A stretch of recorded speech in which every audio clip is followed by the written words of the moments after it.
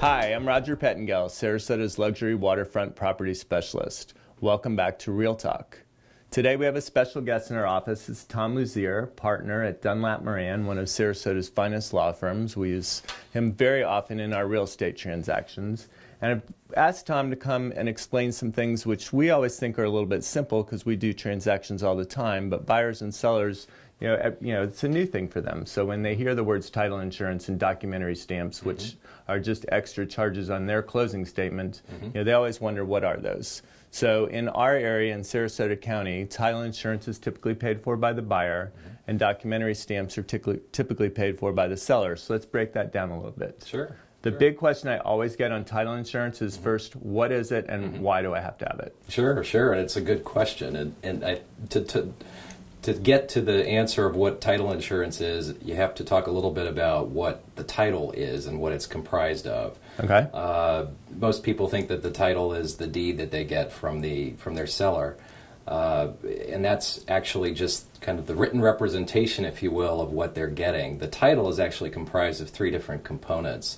It's what you see recorded in the land records, deeds, and mortgages and whatnot. Okay. It's also what you see at the property, like are there some power lines going over the property? Is there a driveway to the neighbor's property? There is also the component, the unrecorded component, like the laws of the municipality, the zoning codes, the building codes that impact your use of the property. So when you do the title search, all that comes up? Then there's the hidden stuff. Was there a forged deed in the chain of title? Is there an unsatisfied mortgage? Was there a botched probate? That together is actually what constitutes the title. And the title insurance is an indemnity policy that covers you for losses or claims resulting from defects in the title or unsatisfied liens or encumbrances.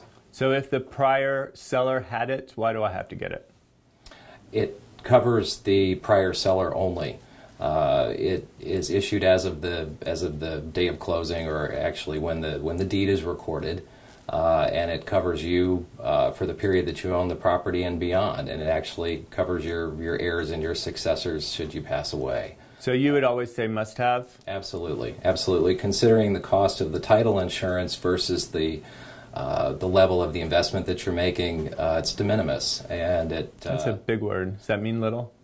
It's a big word that means little, and comparatively speaking, it's a small investment to make to reduce your risk of potential claims, or worst case, erasing the equity and the investment that you have in the property. So another big word for title insurance in that discussion is this promulgated rate. And I have a hard time really explaining to people what that means. The rates for title insurance in Florida are set by the state. Okay. And it keys off of the purchase price of the property.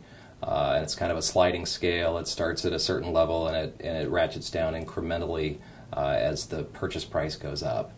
Okay. And so it's cents on the dollar. Okay. So title insurance, I've always said, and you hear it here too, must have. And that in our area, again, is something that a buyer pays for. And then the buyer also is the person who typically will pick the settlement agent that will provide that. In some cases, it's title companies.